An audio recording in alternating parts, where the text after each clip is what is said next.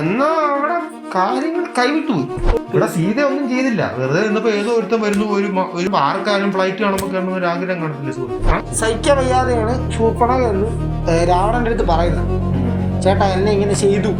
ഈ വാശിക്കാണ് രാവണൻ ലങ്കയിൽ നിന്ന് വരുന്നത്. ശരിയാണ്, മനുഷ്യന് മുസ്ലിം വേണ്ടി അത്ര ഇതേ കൊടുക്കുന്നുള്ളൂ. ഏത് ഞാനിപ്പോ ഒരു കാര്യം പറയട്ടെ, നമ്മളിപ്പം ഈ നോർത്തിലോട്ടുള്ള കാര്യങ്ങൾ കൊണ്ട് പുച്ഛിക്കുന്നില്ല. വൈകാതെ തന്നെ കേരളം അങ്ങനെ ആയി തീരും. അങ്ങനെ എല്ലാവരും ചിന്തിച്ചിരുന്നെങ്കിൽ എന്ത് മനോഹരമായ ഭൂമി. അങ്ങനെ പറ്റത്തില്ല. അവന് മോതിരം ഇട്ട് കൊടുക്കുന്നു, വളയിട്ട് കൊടുക്കുന്നു. വേറെ ചിലർ അവനെ കൊണ്ടുപോയി അവന്റെ എന്താണ്ടൊക്കെ മുറിച്ചു കളയുന്നു. മറ്റു ചിലർ കൊണ്ടുപോയി അവനെ വെള്ളത്തിനകത്ത് എടുത്ത് മുക്കുന്നു. ഇത് നോക്കുമ്പോഴത്തേക്ക് പക്ഷെ അവന്റെ വിശ്വാസം മറ്റുള്ളവരുടെ ജീവിതത്തിൽ ഒരു ബാധ്യതയായിട്ട് മാറരുത്. എന്റെ വിശ്വാസം എന്റെ ഇഷ്ടം, നിങ്ങളുടെ വിശ്വാസം നിങ്ങളുടെ ഇഷ്ടം എന്ന് പറയും. പക്ഷെ എന്റെ മോളുടെ വിശ്വാസം എന്ന് പറയുന്നത് എന്റെ വിശ്വാസം, എന്റെ മോന്റെ വിശ്വാസം എന്റെ വിശ്വാസം. അതൊരു കയറാണ്. ആ കയറ് കെട്ടിയിട്ട് അതിന് ചുറ്റും കിടന്ന് കറങ്ങാനാണ് നമ്മളെ കൊണ്ട് പറ്റും. ഒരു നാളെ ഒരു ഉൾക്കം വന്ന് ഭൂമി കയറി തീരാവുന്നേ ഉള്ളൂ. എന്തിനാണ് വെറുതെ കിടന്ന് അടി ഉണ്ടാകുന്നത്? താങ്കൾ ഇതേപോലെ പഠിക്കുന്ന സമയത്ത് പഠിച്ചിരുന്നെങ്കിൽ താങ്കൾ ആരെങ്കിലും സത്യം ഇവിടെ വന്ന് ഇതുപോലെ സംസാരിക്കേണ്ടി വരും.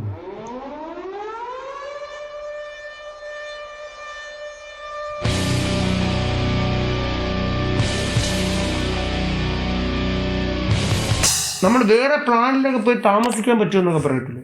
ആര് പറയുന്നത്? അതൊക്കെ സയന്റിസ്റ്റുകളൊക്കെ പറയുന്നത്. അതായത് ഉള്ള കാര്യമാണ്. അതൊക്കെ നടക്കുമോ? അതൊക്കെ ഇനി നടക്കുമോ എന്നുള്ളതിനെ പറ്റി ഞാൻ ചിന്തിക്കാറില്ല. ഞാൻ ഇന്നെന്ത് ഏത് നമ്മളെന്താണ് ഇതിനെപ്പറ്റി ഒരു നാളെ നടക്കുന്ന എനിക്ക് ഓടുന്ന ഇഷ്ടം. ഞാനിപ്പോ ഒരു സ്ഥലത്ത് പോകുന്നെങ്കിൽ ഓടിയാണ്. മനസ്സിലായി? എന്താണ് സമയലാകും, പെട്ടെന്ന് എത്തും. പിന്നെ വണ്ടി ഓടിച്ചു പോയാൽ വണ്ടി പോയാൽ ഓടിപ്പോകാൻ പറ്റത്തില്ലല്ലോ. മനസ്സിലായി? ഞാൻ ഓടിയ ഒരു സ്ഥലത്തോട്ട് പോകാൻ പറ്റും. ഈ വണ്ടിയിൽ പോയി ഒരു സ്ഥലത്ത് ഇറങ്ങിട്ട് അവിടെ ഇറങ്ങി ഓടിയാൽ പോലെ പകുതി വണ്ടി പോയിട്ട് ബാക്കി അതാണെങ്കിൽ നിങ്ങൾ വണ്ടിയിൽ എന്റെ സൈഡിൽ കൂടെ വന്നു, ഞാൻ കൂടെ ഓടി വരും. ഭയങ്കര മോശമല്ലേ? മോശമാണത്, പക്ഷെ എനിക്കതാണ് ഇഷ്ടം. അതല്ലേ, അതൊക്കെ നാട്ടുകാരുണ്ട് കഴിഞ്ഞാൽ പ്രഹസനമായിട്ട് കണക്ക് കൂട്ടും. സുഹൃത്തെ, നാട്ടുകാരെ പലതും പറയും. തല എനിക്ക് പറയാനുള്ളത് നാട്ടുകാരുടെ തല കറക്റ്റ്. ആ ഒരു മൈൻഡ് സെറ്റ് വേണമെന്നാണ് ഞാൻ പറയുന്നത്. എല്ലാവർക്കും നാട്ടുകാർ എന്തോ പറയട്ടെ.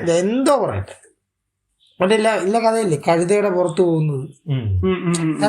രണ്ട് ദമ്പതികൾ അവര് ഇങ്ങനെ ഒരുമിച്ച് കഴുതയുടെ മണ്ടേ പോയപ്പോ കഴിഞ്ഞാൽ നാട്ടുകാർ പറയും എന്തിന്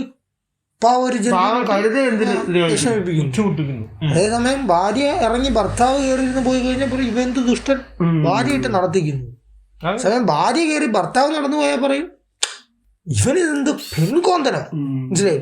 അങ്ങനത്തെ ഒരു ടോക്ക് വരും. രണ്ടുപേരും നടന്നു പോയാൽ ഇമ്മൊരു മണ്ടന്മാരാ. കഴുത ഇരിക്കുകയല്ലേ, കഴുതയുടെ പുറത്ത് വെക്കുന്നു. നാട്ടുകാരെന്തോ ഒരു കുറ്റം കണ്ടുപിടിച്ചാൽ പറയത്തുള്ളൂ. അത് നമ്മൾ ശ്രദ്ധിക്കേണ്ട കാര്യമാണ്. അതുകൊണ്ട് നമ്മൾ അത് വിട്ടേക്കുക. നാട്ടുകാർ ഇവനെന്ത് ഓടുന്നതെന്ന് ചോദിച്ചു കഴിഞ്ഞാൽ ഞാൻ ഈ ചെവി കൂടെ കേട്ട് ഈ ചെവി കൂടെ കളയും. എന്നിട്ടങ്ങ് ഓടുക. ഓട്ടം അത്ര വളരെ നല്ലതാണ്. കാരണം നമ്മൾ എന്ത് ചെയ്താലും ഒരു തെറ്റ് കണ്ടുപിടിക്കാൻ ഒരു വ്യക്തി എപ്പോഴെങ്കിലും അവിടെ കാണും. ആ വ്യക്തിയെ നമ്മൾ എന്ത് ചെയ്യണം? കാണാതിരിക്കുക. നിങ്ങൾ ആദ്യം കണ്ടുപിടിക്കണം. ആ വ്യക്തിയെ കണ്ടുപിടിച്ചോണം. കൊടുക്കുന്നതിനെ പറ്റി എന്താണ്? ആ വ്യക്തിയെ കണ്ടുപിടിച്ച് കൊടുത്തു കഴിഞ്ഞാൽ പിന്നെ നമുക്ക് നമ്മുടെ കുറ്റം കണ്ടുപിടിക്കാൻ ആരും അവിടെ കാണത്തില്ല. ഒരുപാട് പേര് കണ്ടുപിടിച്ചാൽ കൊടുത്തോണ്ടിരിക്കേണ്ടി വരും. എന്തിനാണ് അവൻ നമ്മുടെ ജീവിതത്തിലേക്ക് കയറി വരുന്നത്? അങ്ങനെ ജീവിതത്തിലേക്ക് ഇടയ്ക്ക് കയറുന്നവര് മറ്റേ ജോർജ് കുട്ടിയൊക്കെ ഇല്ലാതാക്കിയാണെങ്കിൽ അവന്റെ ജീവിതം വേണ്ട. അതായത് തീർക്കാന്നാണ് ഞങ്ങൾ പറയുന്നത്. കുഴിച്ചിട്ടല്ല, തലക്കൊരു അടി കൊടുക്കുക, തീർന്നു കഴിഞ്ഞാൽ കുഴിച്ചിടുക. കുഴിച്ചിട്ടിട്ട് ആ കുഴിന്ന് അവനെടുത്ത് മാറ്റാൻ അവിടെ പശുവിനെ കുഴിച്ചിടും. പശു, ആട്, പട്ടി. അതെ. എന്നിട്ട് ഇവനെ കൊണ്ടുവന്ന് പോലീസ് സ്റ്റേഷനിലും കുഴിച്ചിടുക. എന്നിട്ട് അവനെ പോലീസ് സ്റ്റേഷനിലും കുഴിച്ചിടുക. ഈ ആവശ്യമില്ലാത്ത കാര്യങ്ങളുടെ ഇടപെടുന്നവന്മാരെ എങ്ങനെയാണ് ചെയ്യുക? കൃത്യസമയത്ത് പോലീസ് സ്റ്റേഷൻ പണി നടക്കുന്നില്ലെങ്കിൽ എന്നാ അവിടെ കാര്യങ്ങൾ കൈവിട്ടുപോയി. ആദ്യം നമ്മൾ അങ്ങനെ ശ്രദ്ധിക്കേണ്ടത് പോലീസ് സ്റ്റേഷന്റെ പണി നമ്മുടെ പഞ്ചായത്തിൽ എവിടെയെങ്കിലും നടക്കുന്നുണ്ടോ എന്ന് ആദ്യം തിരക്കി റെഡിയാക്കി എന്നിട്ട് വേണം തലക്കടിക്കാൻ. അല്ലെങ്കിൽ നമ്മൾ പെടും. ഇപ്പൊ ഞാൻ പറഞ്ഞതല്ല, നമ്മുടെ ഇന്നത്തെ നാട്ടിൽ നമ്മൾ കൺട്രോൾ ചെയ്യുന്നത് പണമാണ്. അല്ലേ? പണമില്ലാത്തവൻ എന്തൊക്കെയാണെന്നാണ് പറയുന്നത്. പിണം ഇപ്പൊ കണ്ട എന്റെ കയ്യിൽ പണമുണ്ട്, അത് ഞാൻ പണമല്ല, അത് എന്റെ പേഴ്സണൽ. അപ്പൊ നമ്മൾ പണമല്ല. അതത്ര നല്ല കാര്യമല്ല കേട്ടോ സുഹൃത്തെ.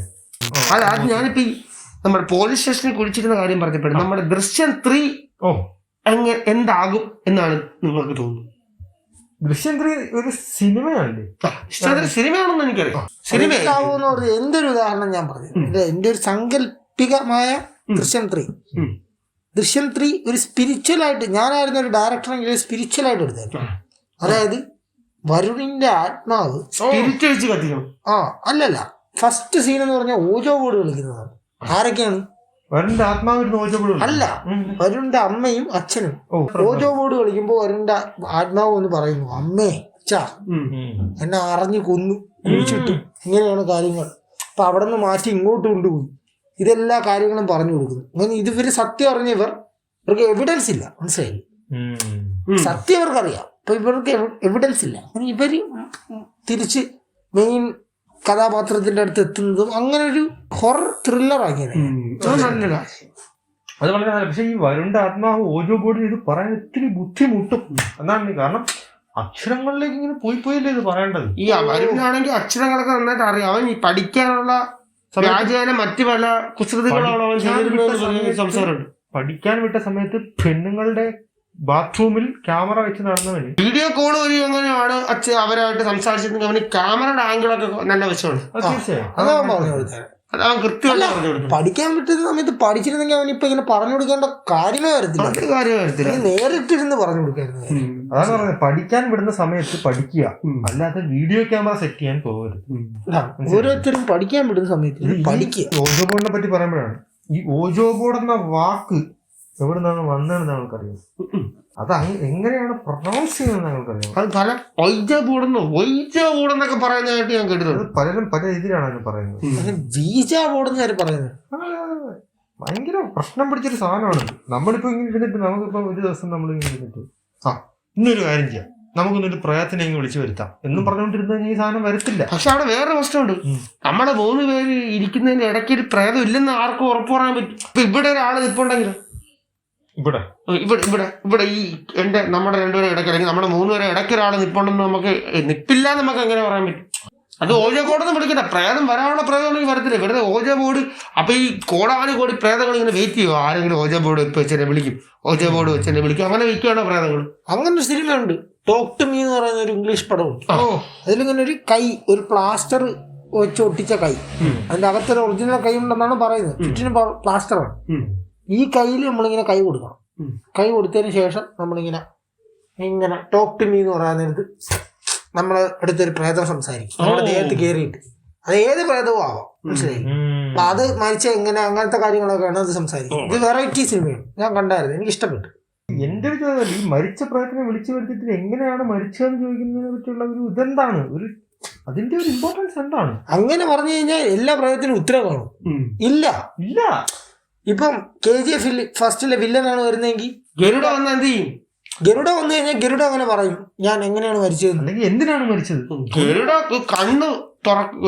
കണ്ണടച്ച് തുറന്നപ്പോഴത്തേക്കും എന്തൊക്കെയാ സംഭവിച്ചു? കണ്ണടച്ച് തുറന്നപ്പോ ആളില്ല. ഗരുഡ വന്ന് പറയാം, എന്താ പറ്റി, നിങ്ങൾ എങ്ങനെ മരിച്ചു?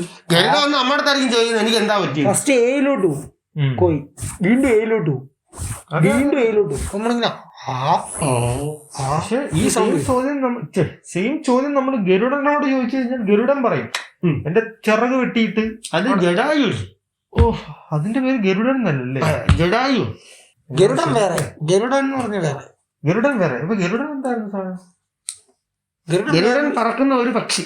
ഗരുഡൻ മറ്റേ മഹാവിഷ്ണുവായിട്ട് എന്തോ കണക്ട് ചെയ്തിട്ടുള്ള ഒരു ജീവിയാണ്. അപ്പം ജഡായു എന്ന് പറയുന്നത് ശ്രീരാമനുമായിട്ട് കണക്ട് ചെയ്യുന്നത്. അത് രണ്ടാണ്. ഗരുഡൻ എന്ന് പറഞ്ഞു കഴിഞ്ഞാൽ മറ്റേ ഇതില്ലേ, കാളന്തിയിൽ മറ്റേ സർപ്പമില്ലേ, കാളിയൻ, അതിനെ കൃഷ്ണൻ എന്തൊക്കെയോ ചെയ്തതിന് ശേഷം ഇതിങ്ങനെ പോകുമ്പോ ഗരുഡൻ ഇതിനെ പിടിക്കുകയോ അങ്ങനെ എന്തൊക്കെയോ കഥയുണ്ട്. ഗരുഡന്റെ അടുത്തത് രക്ഷ ചോദിക്കും. അതായത് ഗരുഡൻ പിടിക്കാത്ത സ്ഥലത്തും എനിക്ക് താമസിക്കാൻ സ്ഥലം തരണേ എന്നങ്ങോട്ടൊക്കെ പറഞ്ഞ് ഇതിനെ രക്ഷപ്പെടുത്തുന്നത് അങ്ങനെയൊക്കെ ഉണ്ട്. അപ്പം നമ്മുടെ ലങ്കയൊക്കെ കത്തിച്ച ആരായിരുന്നു? ഹനുമാൻ. ശ്രീരാമൻ സീതയെ രക്ഷിച്ചു, കൊണ്ടുവന്നു. എന്നിട്ട് എന്തിനാണ് സീതയെ കാട്ടിലോട്ട് വിട്ടത്?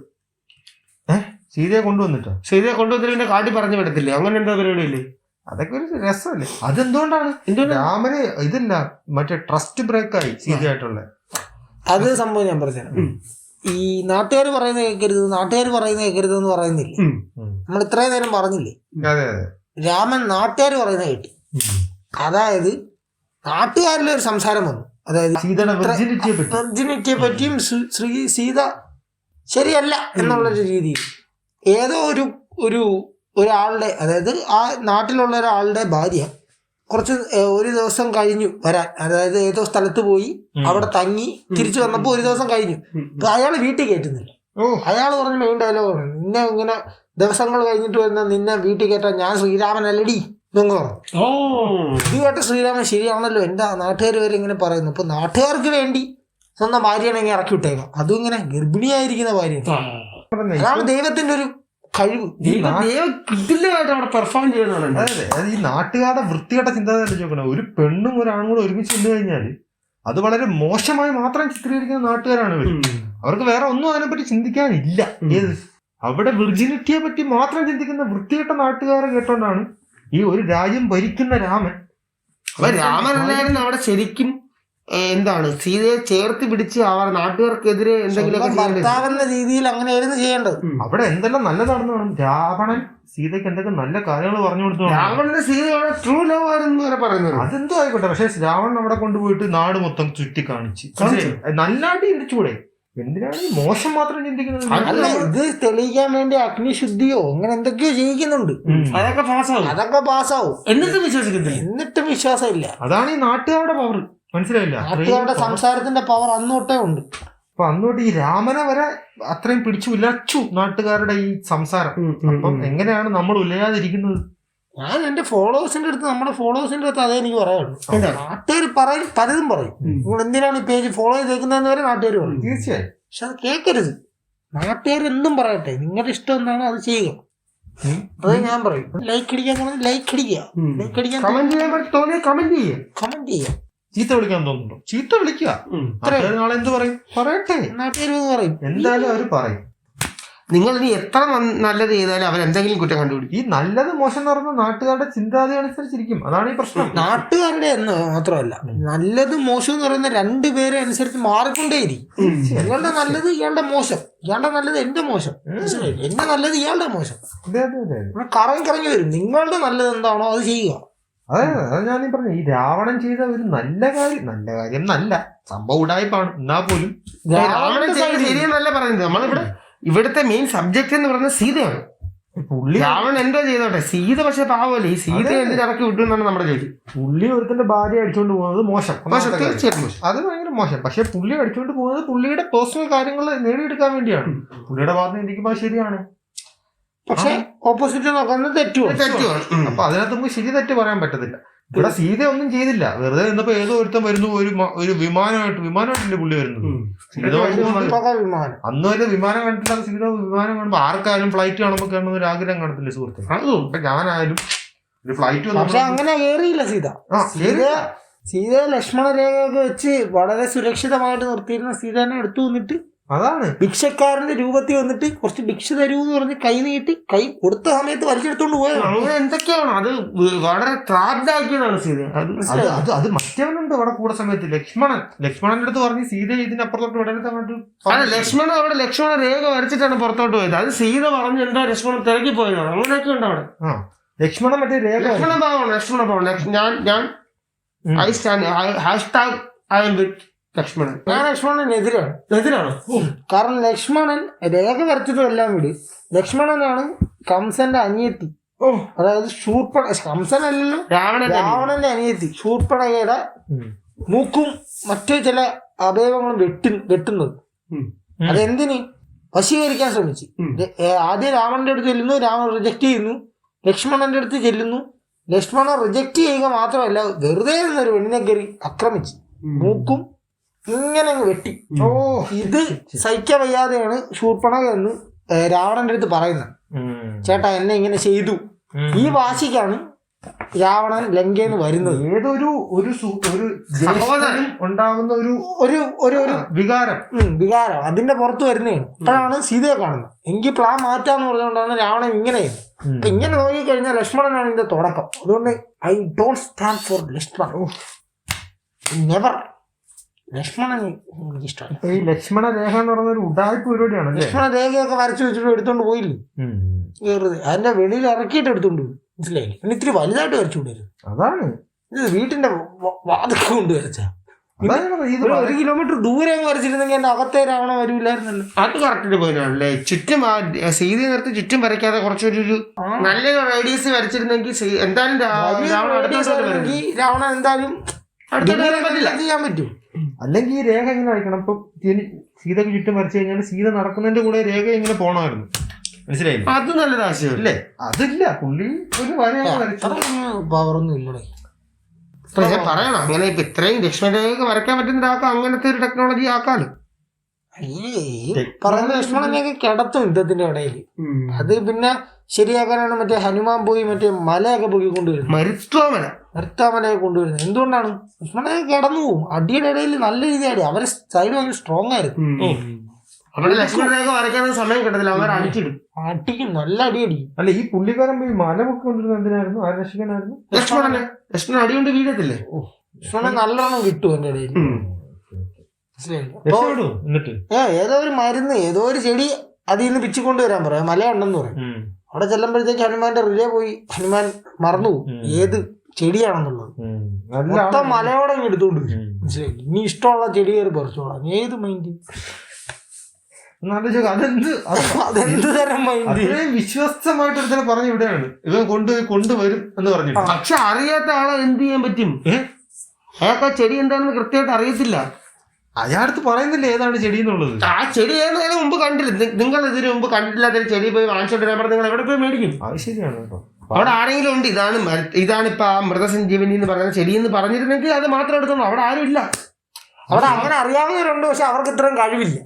പറന്നു പോകാനും. അല്ലെങ്കിൽ ഹനുമാൻ ചെയ്യേണ്ട ഒരു കാര്യം അവരെ കൂടെ കൊണ്ടുപോകണം. അപ്പൊ ഈ മലയ്ക്കകത്ത് ആരും ജീവിക്കുന്നൊന്നുമില്ല, ഒറ്റയ്ക്ക് വെറുതെ നിൽക്കുന്ന മലയായിരുന്നു.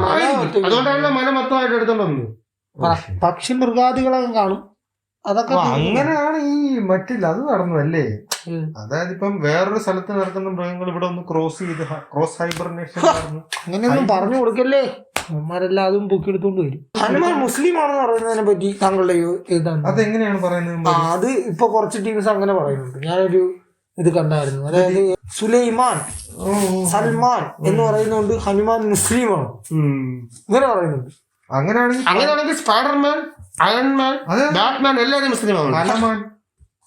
കലമാൻ മുസ്ലിമാണ്ടേ? പിന്നെ കലമാൻ വരെ മുസ്ലിം ആയിരിക്കും. അത് ഈ ചോദ്യം നമുക്ക് അതിൽ കമന്റ് ചെയ്യാം. എന്ത് പറയുന്നു? അല്ല, ഇത് വല്ലാത്തൊരു ചോദ്യമായി പോയത്. മാൻ ആയതുകൊണ്ട് മുസ്ലിം, അങ്ങനെയാണെങ്കിൽ വുമൺ ആണെങ്കിൽ എന്തുകൊണ്ട് മുസ്ലിം? വുമൺ മുസ്ലിംസ് ശരിയാണ്. വുമൻസിന് മുസ്ലിം അല്ലേ അത്ര ഇതേ കൊടുക്കുന്നുള്ളൂ. ഏത് അല്ല, ഇത് സീരിയസ് ആയിട്ട് ഞാൻ പറഞ്ഞില്ലേ, റഹ്മാൻ അങ്ങനെ അയാൾ കുറച്ച് പേര് പറയുന്നുണ്ട് ഇവരെല്ലാം മുസ്ലിം ആണെന്നാണ്. അതുകൊണ്ട് ഹനുമാൻ മുസ്ലിം ആണെന്നാണ് അയാൾ പറയുന്നത്. ഏതോ ഒരു വക്കീലം കണ്ടാണ്. ഇയാൾ എങ്ങനെ വക്കീലായി? വക്കീലായിരുന്നു, കോപ്പി അടിച്ചെങ്ങാനും. ഇത്രയും ബുദ്ധി മതിയെങ്കിൽ ഞാനൊക്കെ എപ്പോഴേ പണ്ട് പറയണെങ്കിൽ ഈ മുദ്ര കാണിച്ചപ്പോ ആരോ ബാക്കി ഇരുന്ന് പറഞ്ഞു കൊടുത്തു, അറിയാവുന്ന ആരോ ഉണ്ടായിരുന്നു. മുദ്ര മനസ്സിലായ ആരോ തിരിച്ച് മുദ്ര കാണിച്ചു, അതുകൊണ്ട് കിട്ടി. അല്ലെങ്കിൽ ഇതൊക്കെ എങ്ങനെ കിട്ടാൻ? എന്തായാലും അവിടെയും മാൻ മനസ്സിലായില്ലേ, യാതൊരു വിധത്തിലുള്ള ഒരു അവർ കൊടുക്കുന്നില്ല. അതങ്ങനെയാണല്ലോ, സ്റ്റേജിൽ പോലും കേറാനുള്ള ഒരു ഇതാ. പക്ഷെ ഞാനിപ്പോ ഒരു കാര്യം പറയട്ടെ, നമ്മളിപ്പം ഈ നോർത്തിലോട്ടുള്ള കാര്യങ്ങൾ കണ്ട് പുച്ഛിക്കുന്നില്ലേ? അതായത് ഇവിടെ മതത്തിന്റെയും ജാതിയുടെയും പേരിൽ നടക്കുന്ന അടികൾ, പ്രശ്നങ്ങൾ, ഇതെല്ലാം കണ്ടിട്ട് നമുക്കൊരു പുച്ഛം തോന്നുന്നുണ്ട്. പക്ഷെ എനിക്ക് തോന്നുന്നത് വൈകാതെ തന്നെ കേരളം അങ്ങനെ ആയി തീരുന്നു. എനിക്കും അങ്ങനെ തോന്നുന്നു. ഇല്ലേ? തോന്നില്ലേ? തീർച്ചയായും. നമ്മള് വളരെ സർക്കാസ്റ്റിക് ആയിട്ട് പറയും ഇവന്മാരെന്തിങ്ങനെ ഇവന്മാരെന്ത് അങ്ങനെ. പക്ഷെ ഇവിടെ ഉള്ളവരുടെയും പലരുടെയും മനസ്സിലങ്ങനെയാണ്, കാണിക്കുന്നില്ല എന്നേ ഉള്ളൂ. കാരണം ഒന്ന് ചിന്തിച്ചാൽ മതി. ഇപ്പം മറ്റു മതത്തെ പറ്റി ഒരു കുറ്റം പറയുന്ന സമയത്ത്, അല്ലെങ്കിൽ ഇപ്പൊ സ്വന്തം മതത്തെ പറ്റി കുറ്റം പറയുമ്പോൾ ഓടിച്ചെന്ന് മറ്റേ മതത്തെ പറ്റി കുറ്റം പറയുന്നതാണ് പലരും, അല്ലേ? ഇപ്പൊ താങ്കൾ ഇപ്പൊ എന്റെ മതത്തെ കുറ്റം പറഞ്ഞു കഴിഞ്ഞാൽ തീർച്ചയായിട്ടും കേട്ടിരിക്കാൻ പറ്റാതെ എന്തുകൊണ്ട് അതും തെറ്റല്ലേ എന്ന് പറയുന്ന, അത് സിമ്പിൾ ആയിട്ട് പറഞ്ഞു കഴിഞ്ഞാൽ നമ്മള് ചില മതത്തിന്റെ പോരായ്മകളെ പറ്റിയൊക്കെ എടുത്ത് ചോദിക്കുന്ന സമയത്ത് നമ്മുടെ കമന്റ് ബോക്സിൽ തന്നെ അറിയാൻ പറ്റും എന്തുകൊണ്ട് നിങ്ങൾ ഇതിനെപ്പറ്റി പറയുന്നില്ല. അവരുടെ തെറ്റ് അക്സെപ്റ്റ് ചെയ്യുക മാത്രമല്ല, അക്സെപ്റ്റ് ചെയ്യുന്നില്ല എന്ന് മാത്രമല്ല, മറ്റു മതത്തിലെ തെറ്റ് എന്തുകൊണ്ട് പറയുന്നില്ല. അപ്പൊ അവരുടെ ഉള്ളിൽ അത്രയ്ക്ക് ഡീപ്പായിട്ടുണ്ട് മറ്റു മതം തെറ്റാണെന്നുള്ളത്. അതുകൊണ്ടാണ് ഈ ചോദ്യം വരുന്നത്. അപ്പൊ എന്തായാലും നാളെ ഇങ്ങനൊരു സാഹചര്യം വന്നു കഴിഞ്ഞാൽ, വേറെ മതത്തെ ചോദ്യം ചെയ്യേണ്ടി വന്നു കഴിഞ്ഞാൽ ഇവര് പറയും ഇവരുടെ മതമാണ് ശരി, മറ്റേ മതം തെറ്റാണ്.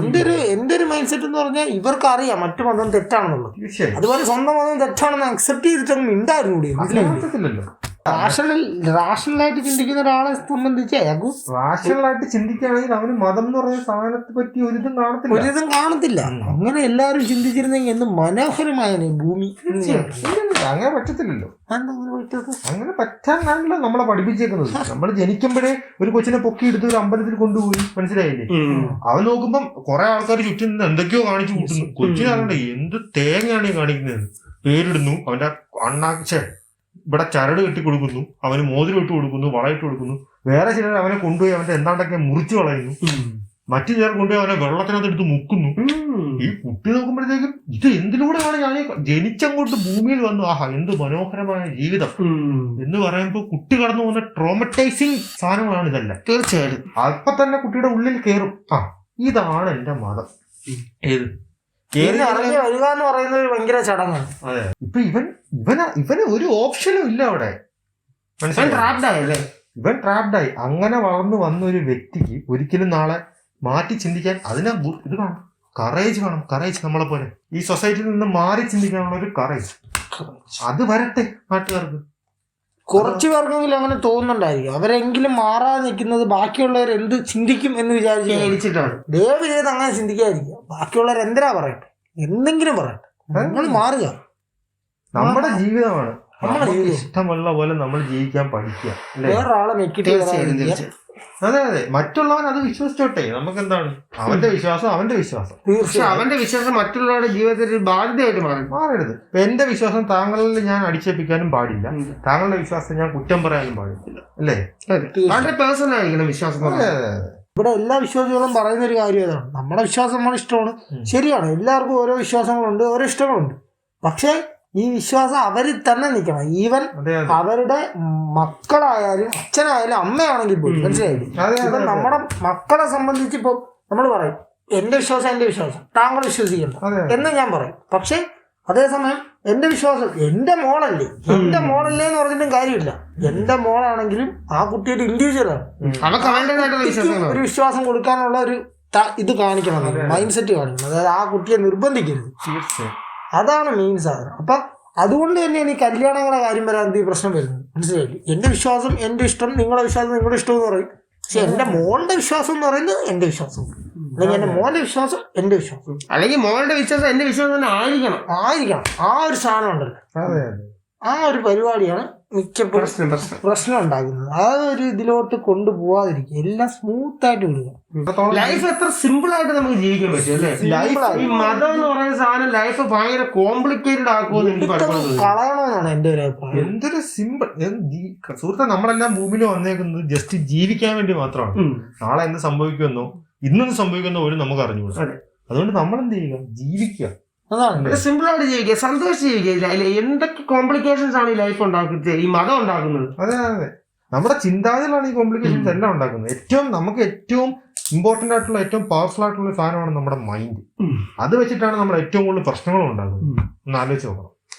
ഇത് എത്രത്തോളം ഡീപ്പ് റൂട്ടഡ് ആണെന്ന് ചോദിച്ചു കഴിഞ്ഞാൽ, ഞാനിപ്പം ബുദ്ധിസത്തെ പറ്റിയിട്ട് നാളെ കുറ്റം പറഞ്ഞു കഴിഞ്ഞാൽ, നാളെ ഗ്രീക്ക് മതത്തിൽ വിശ്വസിക്കുന്നവരുത്തൻ എന്റെ കൂടെ നിന്നിട്ട് പറയും അതെല്ലാം തെറ്റാണ്, മനസ്സിലായില്ലേ? ഞാനിപ്പോ ഗ്രീക്ക് മതത്തെ പറ്റി ഒരു 4 കുറ്റം പറഞ്ഞു കഴിഞ്ഞാൽ, നീ ബുദ്ധിസ്റ്റ് ആയോണ്ടല്ലേടാ നീ ഇതിനെ കുറ്റം പറഞ്ഞത്, അത് നമ്മുടെ കമന്റ് ബോക്സിൽ നമുക്ക് പറഞ്ഞാൽ നമുക്ക് ഏതെങ്കിലും ഒരു നമുക്ക് ഇഷ്ടപ്പെടാത്ത അല്ലെങ്കിൽ നമുക്ക് ലോജിക്കിന് നിരക്കാത്തതായിട്ടുള്ള കാര്യം പറഞ്ഞു കഴിഞ്ഞാൽ, അത് ഏതെങ്കിലും മതമായിട്ട് ബന്ധപ്പെട്ടതാണെങ്കിൽ ഉടനെ ആ മതക്കാരെ നീ മറ്റേ മതക്കാരല്ലേടാന്ന് ചോദിക്കുന്നത്. ആ ഒരു ലോജിക്കില്ലായ്മ അവർ ചോദ്യം ചെയ്തില്ല. നമ്മളെപ്പോ എന്തിലൊന്ന് ഐഡന്റിഫൈഡ് ആവുന്നോ അവിടെ തീർന്നു നമ്മൾ, അല്ലേ? അതെ, ഞാൻ ഇതാണ് എന്നെന്റെ മനസ്സിൽ എന്ന് ഞാൻ ഐഡന്റിഫൈഡ് ആവുന്നു, പിന്നെ നമുക്ക് ഉയർച്ചയില്ല, പിന്നെ നമുക്ക് ഒന്നും എക്സ്പീരിയൻസ് ചെയ്യാനും പറ്റത്തില്ല. നമ്മൾ അതൊരു കയറാണ്, ആ കയറ് കെട്ടിയിട്ട് അതിന് ചുറ്റും കിടന്ന് കറങ്ങാനേ നമ്മളെ കൊണ്ട് പറ്റും. ആ ബോക്സിനകത്ത് നിന്നേ പിന്നെ നമുക്ക് ചിന്തിക്കാൻ പറ്റില്ല. അതുകൊണ്ട് നമ്മുടെ മൈൻഡ് എന്ന് പറഞ്ഞാൽ ഇങ്ങനെ വാസ്റ്റ് ആയിട്ട് ഇങ്ങനെ കിടക്കുന്ന, ശരിയായിട്ട് ചിന്തിക്കുക, എല്ലാവരും സ്നേഹിക്കുക, എല്ലാവരും സഹകരിച്ച് ജീവിക്കുക, സന്തോഷമായിട്ട് ജീവിക്കുക, ഹാപ്പിയായിട്ട് ജീവിക്കും. ഞാൻ ഇയാൾ പറഞ്ഞതിനോട് ഞാൻ യോജിക്കുന്നു. അതായത് ഇപ്പം ഒരു നാളെ ഒരു ഉൽക്ക വന്ന് ഭൂമി കയറി തീരാവുന്നേ ഉള്ളൂ എല്ലാം. പിന്നെ എന്തിനാണ് വെറുതെ കിടന്ന് ഈ അടി ഉണ്ടാകുന്നത്? എന്റെ കാമുകി എപ്പോഴും എന്നോട് ചോദിക്കാറുണ്ട്, ഉൽക്ക വരുന്നത് അല്ല പിന്നെ എന്തിനാണ് ഈ എല്ലാ പെണ്ണുങ്ങളെ ഇങ്ങനെ ഒരേപോലെ കാണുന്നത്? അത് മതമായിട്ട് ബന്ധപ്പെട്ടല്ല, അത് താങ്കളുടെ കയ്യിരിപ്പുമായിട്ട് ബന്ധപ്പെട്ടായിട്ടുള്ള ചില വിഷയങ്ങളാണ്. അതേപോലെ സ്നേഹിക്കാണ്. നാളെ ഇപ്പൊ ഒരു ഉൽക്ക വന്ന് വിടാൻ എനിക്കറിയില്ല, മനസ്സിലായില്ലേ? തീരുമില്ല. അപ്പൊ ഞാൻ എല്ലാവരെയും ഒരുപോലെ കാണുന്നു. അപ്പൊ താങ്കൾ ഉൽക്ക വീഴുമെന്നുള്ള ധാരണയിൽ എല്ലാവരും ഒരുപോലെ കാണുകയാണല്ലോ. അങ്ങനല്ല, ഉൽക്ക വന്നാലും വന്നില്ലെങ്കിലും ഇപ്പൊ വന്നു കഴിഞ്ഞാൽ എനിക്ക് അറിഞ്ഞുകൂടല്ലോ എന്ത് സംഭവിക്കും. നല്ലൊരു കാണാൻ കോണത്. അത് എല്ലാവർക്കും പ്രാവർത്തികമാക്കാൻ കഴിയുന്ന ഒരു പോയിന്റാണ് താങ്കൾ സൂചിപ്പിച്ചത്. ഞാനും എന്റെ കവിനും കൂടെ എപ്പോഴും അടിയാവുന്ന ഒരു കാര്യം ഇതാണ്. പുള്ളിക്കാരി എന്നോട് എപ്പോഴും ചോദിക്കാറുണ്ട്, എന്തിനാണ് എന്നെ പോലെ എല്ലാരെയും കാണുന്നത്? നമ്മൾ മറ്റൊരു വ്യക്തിയെ കാണുന്ന ഒരിക്കലും ജഡ്ജ്മെന്റിലായിട്ട് കാണാനേ പാടില്ല. ഏത് നമ്മുടെ മനസ്സിലൊരു സാധനം വെച്ചിട്ട് ഇതായിരിക്കണം മറ്റേ വ്യക്തി എന്ന് ചിന്തിക്കേണ്ട ആവശ്യമില്ലല്ലോ. ഏത് അത് കറക്റ്റാണ്. തീർച്ചയായിട്ടും ഞാൻ എല്ലാവരും ഒരേപോലെ കാണുന്ന ഒരു വ്യക്തിയാണ്. എനിക്ക് സ്ത്രീ എന്ന് വെച്ചാൽ സ്ത്രീയാണ്, പുരുഷൻ എന്ന് വെച്ചാൽ പുരുഷനാണ്. അതിനിടയ്ക്ക് ഒരു വേർതിരിവില്ല. ഏത് മനുഷ്യനാണ് എല്ലാവരും ഒരു മനുഷ്യൻ, എല്ലാവരും ഡിഫറെന്റ് ഇൻഡിവിജ്വൽസ് ആണ്. എല്ലാവരും നമുക്ക് പഠിക്കാനുണ്ട് ഒരുപാട്, അല്ലേ? അതുകൊണ്ട് പഠിക്കാൻ വേണ്ടി ഞാൻ പല കാര്യങ്ങളും ചെയ്യുന്നു എന്നുള്ളത് മാത്രമാണ്. താങ്കൾ ഇതേപോലെ പഠിക്കുന്ന സമയത്ത് പഠിച്ചിരുന്നെങ്കിൽ താങ്കൾ ആരെങ്കിലും സത്യം ഇവിടെ ഒന്ന് ഇതുപോലെ സംസാരിക്കേണ്ടി വരും. ആ സമയത്ത് പക്ഷെ ഈ ഒരു ഉണർവ് എനിക്ക് ഉണ്ടായില്ല. ഉണർന്നില്ലേ താങ്കൾ? അപ്പൊ താങ്കൾ ഉറങ്ങിയിരുന്നു. അപ്പം ഉറങ്ങുമായിരുന്നു.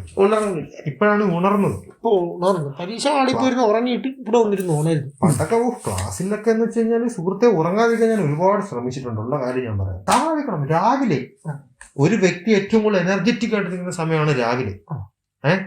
രാവിലെ 10 മണിക്ക് ക്ലാസ്സിൽ വന്നു കഴിഞ്ഞാൽ ഉറങ്ങുന്നു. അതെങ്ങനെ ഉറങ്ങുന്നു? അതെന്തുകൊണ്ടാണത്? അതെന്തുകൊണ്ടായിരിക്കാം? രാത്രി ഉറങ്ങാത്തോണ്ടായിരിക്കാം. ഇല്ലില്ല, രാത്രി ഇപ്പോഴല്ലേ രാത്രി ഉറക്കമില്ലാത്തത്. പണ്ടൊക്കെ രാത്രി ഉറങ്ങുമായിരുന്നു. പണ്ട് രാത്രിയും രാവിലെ എല്ലാം ഉറക്കമല്ലേ തീർച്ചയായും. ഞാൻ എന്റെ മാത്സ് പീരീഡ്, അതായത് +1 +2 മാത്സ് പീരീഡ് ഉറങ്ങുമായിരുന്നു. അവസാനം ടീച്ചർ കണ്ടുപിടിച്ചു ഞാൻ ഉറങ്ങുന്നു. ടീച്ചർ പറഞ്ഞു ബഹളം ഉണ്ടാക്കാതെ ഉറങ്ങിക്കോളാം. അതാണ് ആ ടീച്ചർ കാണിച്ച മനസ്സ്. കാരണം ആ ടീച്ചറിന് അറിയാം ആ ടീച്ചർ പഠിപ്പിക്കുന്ന കാര്യം പഠിപ്പിച്ച് എന്നെ പഠിപ്പിക്കാൻ പറ്റത്തില്ല. ടീച്ചറിനറിയാം. നല്ലത് കുറച്ചേരം കിടന്ന് ഉറങ്ങുന്നതാണ്.